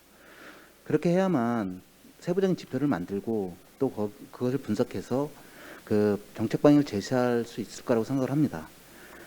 올해 SDG 이행 보고서에 따르면 코로나19로 부정적인 영향을 미친 계층이 특히 사회 취약계층으로 집중되고 있습니다. 정부의 재정적 지원으로 가계 생활 능력은 유지되고 있으나 노인 빈곤율은 여전히 높고 청년이나 여성의 실업률은 크게 높아지고 있습니다. 코로나19가 전반적으로 삶의 조건이나 삶의 질을 저하를 초래했고 사회 경제적으로 어려운 처지에 있는 사람들에게 더 치명적으로 나타났습니다. 지속 가능하고 포용적인 사회를 이루기 위해서는 정부가 사회 정책을 좀 더 초밀하게 추진할 필요가 있다고 생각을 합니다. 예를 들어서 노인 빈곤율을 보게 되면 그 전체 노인 빈곤율에 비해서 가구주가 80세 이상인 노인 빈곤율이 훨씬 더 높게 나타나고 있습니다. 그래서 초고령 노인에 대한 별도의 정책 지원이 필요하다고 생각을 합니다. 다만 여기서 고민할 점이 있거든요. 그 정책 수립할 때 초고령 노인에 대한 빈곤율을 줄이기 위해서 어떤 정책을 추진하느냐라는 문제가 발생을 합니다. 예를 들어서 현금교회를 할애할 것인지 아니면 사회서비스를 할애할 것인지 그런 문제가 발생을 합니다. 이러한 정책들을 세밀하게 분석하고 평가하기 위해서 작년 12월 9일 날 그 사회보장 기본법이 개정되었습니다. 사회보장위원회가 객관적 근거에서 기반해서 사회보장 제도를 재설계를 하고 사회보장 데이터를 구축하여 활용할 수 있도록 하는 기반이 마련되었습니다. 올해는 통계청의 도움으로 전 국민의 약 20%, 한 1,000만 명의 표본을 추출하였고요. 이 표본을 바탕으로 20여 개 기관 800여 개 사회보장 정보를 올 8월까지 결합할 예정입니다. 이렇게 결합된 정보를 바탕으로 장기적으로는 사회보장 목표 수준을 제시하고 생애주기별, 인구 집단별 특성을 반영한 정책을 설계할 예정입니다. 특히 표본수가 적어서 서베이 자료로 파악하지 못했던 세부 취약계층, 예를 들어서 한부모라든지 청소년 가정, 또 초고령 노인, 발달장애인 등 발달장애인 등에 대해서 그 사회보장 이행 실태들을 집중 분석할 수 있을 것이라고 생각이 듭니다. 아울러서 그 지역 단위 사회보장 제도 비교 분석을 통해서 지자체의 사회보장 수준을 제고할 수 있을 거라고 보고요. 통계청에서도 우리나라 전체 인구와 사업체를 포괄하는 통계 등록부를 지금 만들고 있는 것으로 알고 있거든요. 그래서 통계청의 통계 등록부 사업과 사회보장위원회 사회보장 행정 데이터 구축 사업이 협력 관계를 강화를 하게 되면 그 지속 가능한 발전과 포용적 사회를 만들어가는데 이러한 데이터들이 좀 더 중요한 역할을 하지 않을까 생각을 합니다. 현재 통계청하고 국세청, 본보공단 등에서 관련 자료를 보유하고 있고 이를 활용해서 연구할 수 있도록 일부 정보를 개방을 하고 있습니다. 다만 여기 있는 연구하시는 박사님들 다 아시겠지만 그 정보 보유 기관이 자기 개인 정보를 이유로 정보 접근에 되게 보수적으로 임하고 있습니다. 그래서 되게 활발한 연구 활동이 이루어지지 못하고 있는 실정이죠. 이러한 자료들에서 편리하게 이용하고 정책 연구를 활발하게 이용할 수 있도록 각 기관이 열린 자세가 되게 필요하다고 봅니다. 정부는 디지털 플랫폼 정부 추진 방향을 발표했습니다. 5월 초에 발표를 했는데요.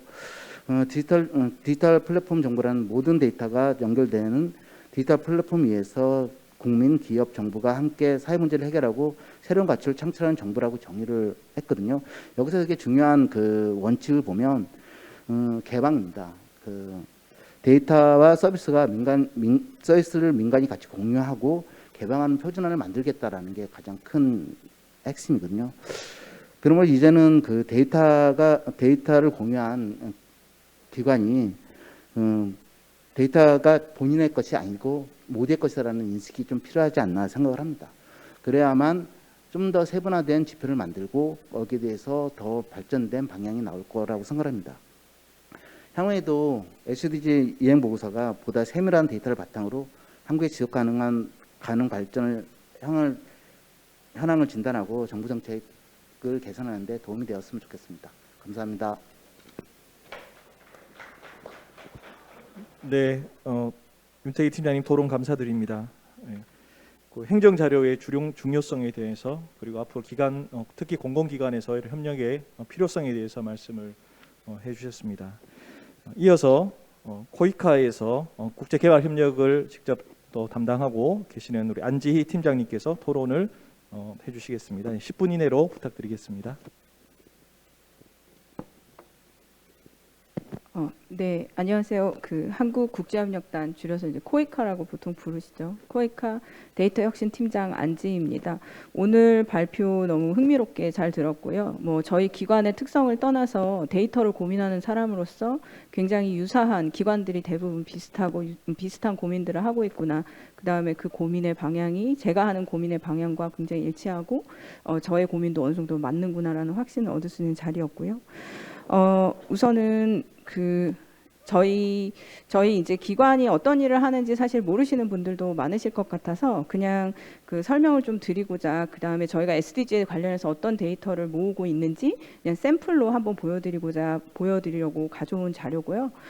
이 자료는 저희도 그 코이카가 한국의 대외무상 원조를 대표해서 수행하는 기관인데 어쩌면 이 자리에 계신 분들과는 약간 고민의 수준이나 그 위치가 약간 다를 것 같습니다. 저희는 사업을 진짜 수행해서 우리나라가 아닌 우리나라의 노력이 개발도상국에서 어떻게 나타나는가, 그것이 SDG에 어떻게 기여하는가를 측정해야 하는 것이 저희의 임무이고 그것을 국민에게 보고해야 하는 임무가 있습니다. 그래서 실질적으로는 데이터를 진짜로 취합해야 되고 그것을 만들어내는 작업을 하고 있고요. 그래서 대표적으로 2021년에 저희가 대표적으로 그 하고 있는 성생식 모자 청소년 보건 프로그램의 그 결과를 보고하는 이런 짧은 리포트를 만들었습니다. 굉장히 간단하지만 이 작업을 하기 위해서 저희가 들인 노력이 굉장히 많았습니다. 그만큼 데이터가 굉장히 어려운 영역인 것 같고요. 그래서 그간은 수백 개의 사업이 1년에도 계속해서 돌아가는데 이 사업들의 데이터를 어떻게 취합할 거냐, 데이터는 너무나 많거든요. 그래서 그거를 전사적으로 프로그래머하고 여러 국가에서 여러 개의 사업을 그래도 하나의 프로그램으로 묶어내고 그 프로그램을 중심으로 그것과 관련된 SDG 성과 지표를 설정하고 그것을 저희 기관이 파악할 수 있는 범위로 또 조정해내고 그래서 저희만의 또 SDG 성과 지표를 만들어서 그것을 전 세계 44개 해외 사무소를 통해서 수행되고 있는 사업을 해외 사무소에서 직접 챙기시고 그 데이터를 다 취합해서 다시 한번 본부로 올려주시는 그런 작업을 해서 만들어낸 사실은 데이터입니다. 그래서 저희의 데이터는 이렇게 해서 이렇게 나오지만 굉장히 단순한 수치임에도 불구하고 그 아래에 숨어 있는 노력들이 굉장히 많이 있고요. 실제로 공여국들이 굉장히 많은 사업들을 하고 있는데 실제로 그 사업들이 그 나라에 어떻게 영향을 미치는지 그다음에 우리의 노력의 정도는 어느 정도로 표출되고 있는지를 직접 노력해서 파악해내는 이 과정을 하는 곳이 그렇게 많지는 않습니다. 실질적으로 특히나 한국에서는 코이카는 거의 유일한 것으로 저희가 파악하고 있어서 선두 조직으로서 굉장히 책임감을 가지고 이행을 하고 있습니다. 앞서서 데이터 세분화에 대한 얘기와 포용에 대한 얘기를 굉장히 인상 깊게 들었는데요. 아직 개발협력에서는 노인이나 장애인의 단계로 넘어가기보다는 저희가 이미 어찌 보면 지나온 그 젠더 영역, 성평등의 영역과 그다음에 연령대별의 차별 뭐 이런 것들에 주로 중점이 되어 있고 그런 부분들을 저희는 데이터에서 조금 더 세분화해서 지금은 수집해 나가고 있는 상황입니다. 한 가지 이제 공유드리고 싶은 건 이 데이터를 모아서 그 결과치가 나오는 것도 의미가 있지만 그 데이터를 모으는 행위 자체가 어떻게 보면 시그널을 제공하는 측면이 있더라고요. 그래서 3년 전에 시작했는데 3년 전에는 젠더적인 어떤 성평등에 대한 인지도가 상당히 낮았다면 3년이 지난 후에 봤더니 그 성평등을 더 개선해 나가는 어떤 결과치를 가져오는, 그래서 우리가 구체적으로 이 젠더 사업을 하세요 아니면 젠더를 반영하세요라고 말을 하지 않아도 그 데이터를 취합하는 행위 자체가 주는 시그널 때문에 사업의 품질이 달라지고 사업이 그 더 포용적으로 변해가는 그런 현상을 저희가 볼 수가 있었습니다. 그래서 데이터를 굉장히 옹호하는 사람으로서 데이터가 가지는 힘이 어쩌면 그런 곳에 있을지도 모르겠다라는 생각을 한번 해봤습니다.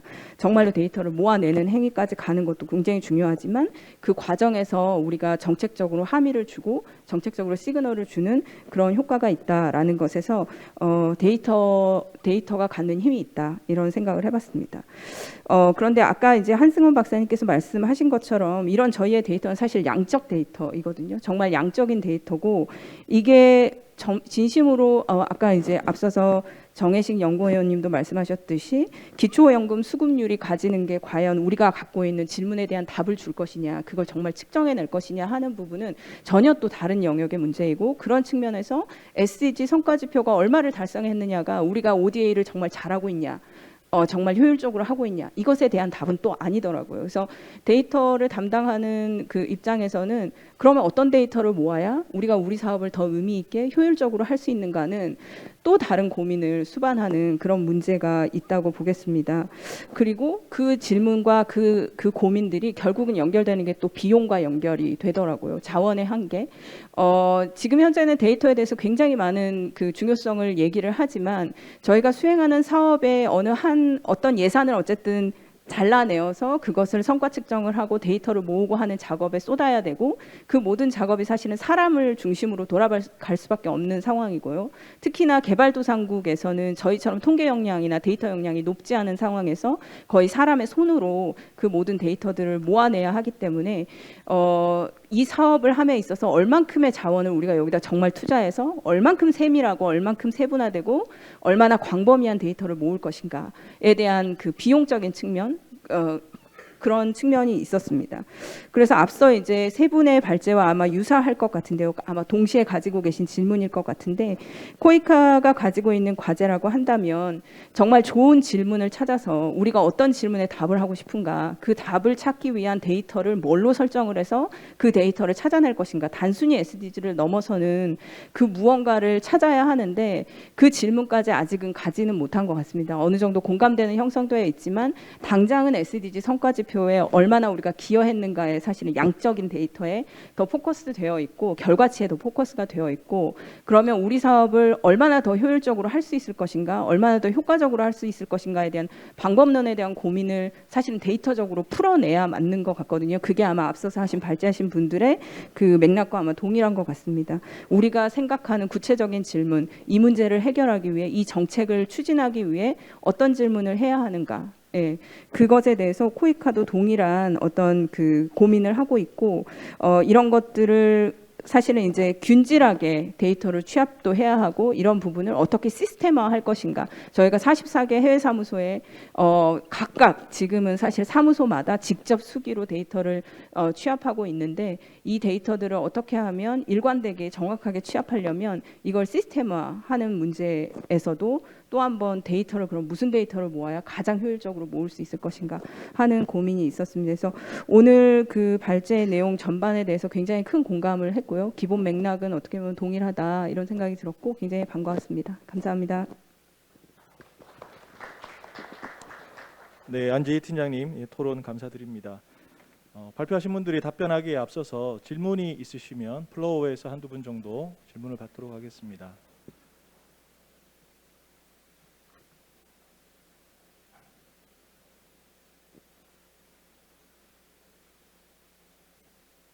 네, 그러면 질문을 좀 생각하시는 동안 우리 발표자분들 중에서 혹시 답변을 하실 분들은 답변을 좀 해주시면 좋겠습니다.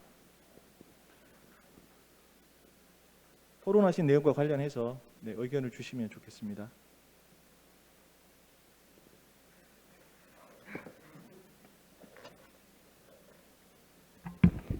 네, 그러면 제가 질문 하나만 좀 드리겠습니다. 네, 그 아까 한승원 부연구위원님하고 지금 안지희 팀장님 말씀 중에 지금 데이터를 모으는 과정에서 보통 이제 조사를 통해서 데이터를 이제 모으는 부분이 많을 건데 그에 대한 분명히 한계점이 있을 것 같아요. 그래서 혹시라도 조사 자료 외에 행정 자료나 있던 공공 자료 이런 부분에 대해서 어느 정도의 좀 데이터가 있는지 아니면 좀 그런 모으는 시도가 좀 최근에 이렇게 늘어나고 있는지 혹시 이런 부분에 대해서 좀 알고 계신 부분이 있으면 답변 부탁드립니다.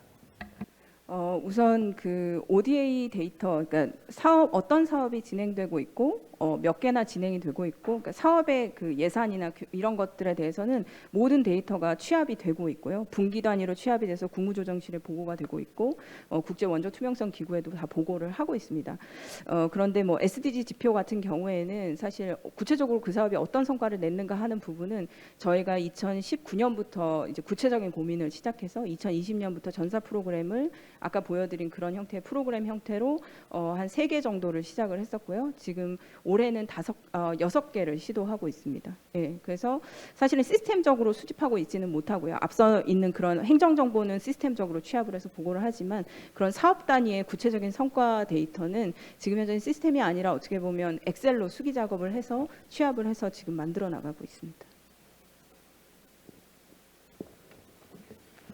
질문이 없으신 것 같아서 여기 있습니다. 네네. 네, 안녕하세요. 저는 카이스트 과학기술정책대학원의 박경열 교수라고 하고요. 오늘 그 말씀 다 너무 잘 들었습니다. 뭐 질문이라기보다는 그 아까 한승원 부연구위원님 또 안지희 팀장님 말씀에 부과해서 뭐 코멘트가 될 수도 있겠고요. 그 우리가 뭐 이게 SDG 프레임워크도 그 가치가 그런 거긴 하지만 ODA라고 하는 것은 너무 갇힐 필요는 없을 것 같아요. 그래서 사실 17번 같은 경우에는 17번이 굉장히 좀 복잡성이 있잖아요.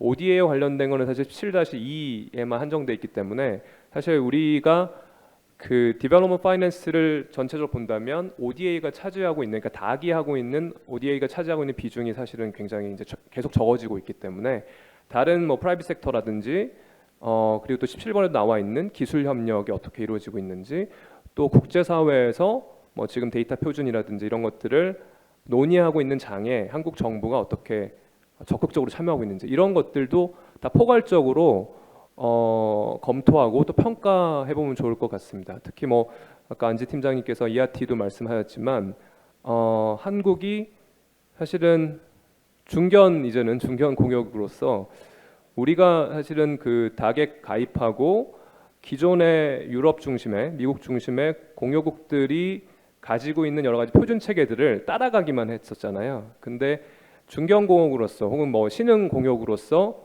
불합리한 측면들도 굉장히 많거든요. 데이터 거버넌스나 데이터 지표적인 측면에서도 그렇고, 그런 것들을 좀 잘 정리해서 뭐 UN 데이터 포럼이든 ERT든 OECD 닥이든 그런 곳에 적극적으로 한국의 좀 새로운 전략들이나 그런 것들을 제시하는 것들도 17번의 중요한 그런 지표가 될 수 있기 때문에 ODA에서 우리가 얼마만큼 개발도상국에 하고 있느냐를 넘어서서 그런 디벨롭먼트 파이낸스 전반, 그리고 디벨롭먼트 가버넌스 스트럭처에 어떻게 기여하고 있는지를 종합적으로 평가하고 또 잘한 것들은 또 드러내고 이러면 좋을 것 같습니다. 네, 혹시 답변 주시겠습니까? 네, 교수님 코멘트 감사드립니다. 그 부분에 대해서는 정말 공감을 많이 하고 있는 부분이고요. 오늘 발표에서는 이제 ODA 위주로 발표를 할 수밖에 없었던 거는 데이터가 그나마 공적 자원이 투입이 돼서 잘 수집이 되고 있고 또 국제사회 보고가 되고 있기 때문에 국제 비교도 가능한 데이터를 확보하다 보니 ODA 위주로 발표를 하게 되었습니다. 그래서 사실 민간 영역에서의 그런 역할들이 점차 확대되고 있는 것은 분명한데 그분들의 참여가 어떤 식으로 어떤 사업에서 어느 정도의 규모로 또 이렇게 발현되고 있는지에 대해서는 또 다른 많은 투입 노력이 필요할 것 같고, 그런 점에서 저희 저희가 사실 민관 협력의 그 진정한 필요성을 발견할 수 있는 부분이 아닌가 싶습니다. 사실 저도 예전에 코이카에 몸담았던 적이 있어서 사업하느라 너무 바쁘신 것도 있고, 네, 바빠서 못하는 부분들이 아마 현장에 계신 분들의 가장 큰 고민이 아닐까 싶어서 여기 이제 청중으로 참여해 주신 많은 전문가 분들께서 이런 지혜를 또 모을 수 있는 그런 기회들을 계속 만들어 나가야 하지 않을까라는 생각이 듭니다. 네. 네, 질문 혹시 더 질문을- 있으시면. 네. 네. 전영일입니다. 오늘 특별히 취약계층들 가운데서 가장 중요한 우리 장애 자들과 고령층을 위해서 좋은 발표를 해주셨습니다. 제가 두 분께 드리고 싶은 간단한 질문은 이제 SDG 장애 관련 여러 가지 향후에 가능한 그런 지표 또는 데이터 인디케이터들을 제시를 해주셨는데, 어떻게 이것이 구체적으로 관련 SDG 목표에 반영이 될 수 있도록 향후에 좀 협력과 콜라보레이션을 좀 하고자 하는지, 그런 질문이 있고, 두 번째 질문은 우리 정혜식 박사님께 드리는 질문인데, 결국 오늘 고령층, 특별히 고령층을 전기, 후기로 일단은 좀 나누어서 하셨는데, 결국 이 고령층의 빈곤율이 우리가 OECD 국가 가운데서 가장 낮아요. 그러나 아까 이제 분해를 해나가면서 어떤 부분에 좀 더 문제가 있는지를 찾아내고자 하는 노력을 하셨는데, 그렇다면 향후에 빈곤율을 실제로 좀 확실하게 좀 감소시키기 위해서 어떠한 정책적인 국가적인 투자가 복지 차원에서 고령층의 특정한 계층들을 위해서 필요한지, 어떤 제언이 있으신지 좀 듣고 싶습니다.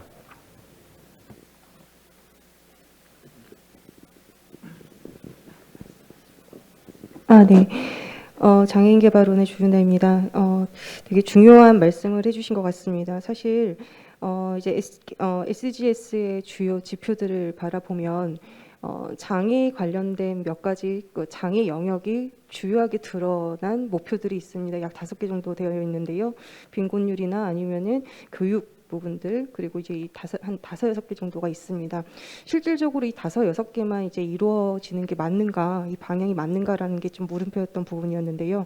자세히 들여다보면 실질적으로 빈곤층 감소 영역에서의 빈곤율 부분이나, 그리고 고용보험 가입률, 이런 사회보험 쪽의 가입률도 사실은 매우 취약한 게 장애인 부분들입니다. 그래서 각 영역별로 세부 지표의 그러니까 지표의 세분화는 결국 이 안에서 장애인의 노후소득 보장과 함께 또 연결되는 고리라고 볼 수 있겠습니다. 그래서 이러한 세분화 지표에 대한 각각의 영역별 목표 1과 목표 2부터 시작해서 17을 제외한 다양한 17에서도 이제 관련된 게 부분이 있을 수도 있겠지만, 그 영역에서 그 세분화 지표에 좀 더 추가적인 장애 유형과 장애 여부의 구분을 필요로 하는 지표들을 골라내고, 그 안에서 그 방향성과 목표를 정확하게 설정을 한다면 특수 장애 영역에서의 생애 주기별 장애 영역에서의 주요한 보편적인 전략과 플러스 그 안에서의 정책, 세부 정책들이 같이 가게 된다면 우리나라도 다른 타 국가와 비교를 할 때 제일 장애 영역, 취약계층의 장애 영역이 데이터가 구축되어 있다는 그 자체가 결국 그 나라의 기본적인 복지의 방향을 가지고 간다고 볼 수도 있겠습니다. 그래서 지금까지 나와 있던 16가지 목표 중에서도 세부적으로 우리가 꼭 가지고 가야 되는 지표들 내에서도 추가적으로 장애 영역, 장애 유형별로 고려될 지표들을 반드시 다시 한번 영역별로 볼 필요가 있다.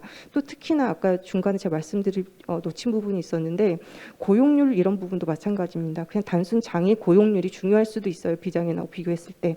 근데 그걸 연령별로 또 세분화하다 보면 장애인 중에서도 중장년층의 이 고용률이 매우 낮구나. 그러면 우리의 정책은 뭘로 가야 되지? 그러니까 각각의 영역별로 그 연령대별로 고용 정책이 바뀔 수 있습니다. 특히 지금 40대 이상부터 우리가 60대 가장 경제 활동이 활성화되는 그런 시기인데도 불구하고 장애 영역에서는 연령별로 쪼개 보면 그 시기에 점점점 떨어지고 있습니다. 10%포인트씩 팍팍팍 떨어지거든요. 결국 그때의 일자리를 뭘로 갖고 가지? SDGs의 그러한 세부 지표만 있다 하더라도 장애 장애인의 고용 정책에 있어서는 장애인의 고용 정책 만들 때 이 지표를 지향점으로 세부화한다면 결국 이제 이러한 부분들이 마지막으로는 장애인 고용률을 마지막으로 높일 수 있는 계기가 될 거라고 생각이 듭니다. 예, 질문이 사실은 지금 제가 가장 많이 하고 있는 고민입니다. 그러니까 정책 대안을 우리가 어떻게 찾아야 되느냐라는 건데요. 현세대 노인 빈곤 문제를 개선하기 위해서 가장 먼저 한 게 이제 기초연금이죠. 기초연금을 계속 증액을 하고 있고요. 이 정부에서도 이제 기초연금 40만 원까지 끌어올리겠다고 이야기를 하고 있는데, 우리가 고민해야 될 문제는 노인이 계속 증가하고 있는 상황에서 미래 세대까지를 고민했을 때 기초연금 계속 끌어올릴 수 있을 거냐. 그럼 이제 현실적으로 우리가 해야 되는 고민은 보다 효율적인 노인 빈곤에 보다 집중할 수 있는 효율적인 고민을 정책 대안을 마련해야 될 것이고, 그런 면에서 보면은 이제 기초연금을 조금 차등적으로 지급하는 방법을 생각해야 되는데, 이때 기초연금을 차등적으로 지급한다고 했을 때 고민이 하나 필요하다는 거죠. 그러니까 연령으로 보여주는 사실들이 있는 거죠. 76세 이상, 80세 이상, 아까 이제 용 팀장님께서는 80세라고 말씀하셨는데, 어떤 그런 특정한 집단이 보여주고 있는 게 사실 국민연금이 적거나 아니면 국민연금 수급이 매우 낮다는 거거든요. 그러니까 이제 그 사실과 연계해서 기초연금을 차등적으로 지급하는 것도 조금은 고민해봐야 될 문제인 거죠. 기초연금을 차등 지급할 건지 아니면 그 집단들에게 80세 이상이라든지 국민연금이 매우 적은 집단에게 보다 선별적으로 이제 보충적인 연금을 지원해 줄 건지, 이런 고민들을 해야 되고요. 사실 노인 빈곤만 생각하면 그냥 많은 돈을 줄 수 있는데, 이 재원이 이제 지속 가능할 거냐라는 부분을 해야 된다는 거죠. 고민을 해야 되고, 그러다 보니까 국민연금이 성숙한다라는 것을 전제로 했을 때 비용이 줄어들 수 있는, 메커니즘적으로 줄어들 수 있는 제도를 고민해봐야 되는 거고요. 그런 면에서 보면 이제 아까 제가 발표드렸던 것처럼 국민연금의 사각지대, 비정규직이 국민연금에 더 적게 가입하고 있는 문제라든지 이런 부분들은 또다시 정책적으로 이제 개입해서 그 부분들, 그러니까 연금, 국민연금 급여를 충분히 받고 계신 노인분들이 많아지도록 하는, 그러면서 그 상황에 따라서 이제 좀 줄어들 수 있는 연금 제도를 추가적으로 고민해봐야 될 것 같고요. 이제 이렇게 상상을 할 때는 이제 국민연금이라는 어떤 메커니즘을 상상하는 것이고요. 그러니까 노인 빈곤 자체에만 주목하면 이제 이런 대안들도 있었습니다. 예전에 경로연금처럼 초고령 노인들에게만 집중해서 예산을 더 주는 거죠. 그러니까 80세 이상 노인들에게는 기초연금을 40만 원인 기초연금을 50만 원을 주겠다. 이제 이런 식도 가능은 하겠죠. 이제 그것은 옛날 방식인 거죠. 어떻게 보면 제도가 어떻게 변화하고 있고 이런 부분들을 고려하지 못하고 그냥 대증적인 거죠. 80세 이상 노인이 가난하니 노인 빈곤율이 높으니 거기에 추가 급여를 주겠다라는 식이 되는데, 우리가 알고 있는 사실들은 80세 이상 노인이 어떤 분들이었는지를 이제 해석할 수 있기 때문에 우리가 정책을 마련할 때도 이제 그런 방식은 피해야 되는 거죠. 그래서 좀 더 우리가 알고 있는 사실들, 우리가 데이터로 확인되는 사실들, 정책적인 변화가 확인되는 내용에 맞춰서 새로운 제도를 설계할 필요가 있다고 생각이 됩니다. 그리고 그런 것들이 아마 오늘 우리 발표했던 이유이고 우리가 토론하는 이유지 않을까, 이런 생각이 듭니다. 마치겠습니다. 네, 오늘 세 분의 발제와 또 두 분의 토론을 통해서 데이터 기반 정책의 필요성, 세분화를 통해서 우리가 정말 SDG 목표 17개의 목표를 다 달성해 나가기 위해서 정말 데이터 세분화가 필요하고, 또 그걸 통해서 정말 취약한 계층, 포용적으로 우리가 이 부분들을 해나가는 것이 중요한 것들을 좀 배울 수 있는 시간이었습니다.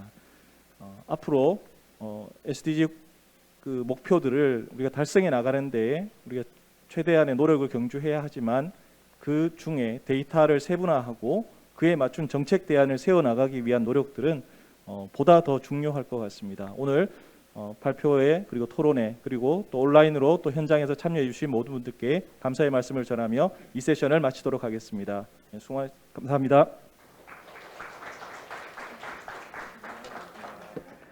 네, 감사합니다. 두 번째 세션을 진행해 주시고 맡아주신 최바울 실장님과 발표 토론자분들께 다시 한번 감사의 말씀을 드립니다. 열띤 논의를 통해서 데이터 세분화 관점에서 우리가 잘 알지 못했던 계층과 세계에 대한 부분도 이해할 수 있었던 것 같습니다. 저희는 잠시 휴식 시간을 갖고 조금 시간이 지체되긴 했는데요. 3시 5분에 다시 찾아뵙도록 하겠습니다. 그리고 참고로 행사장 밖에 SDG 데이터 플랫폼 부스도 마련되어 있으니 관람하시기 바랍니다. 네, 감사합니다.